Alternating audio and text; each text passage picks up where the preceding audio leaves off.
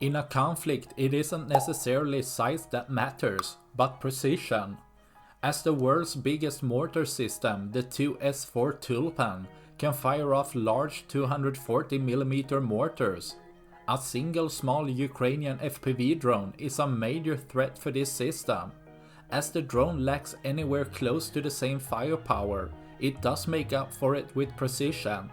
As seen with this FPV drone doing a zigzag maneuver around the buildings, hitting the system right in the middle, causing ammunition to catch fire, leading to an ammunition cook-off in the system, destroying everything inside, completely destroying the system, taking out another of Russia's equipment, leaving one less for tomorrow.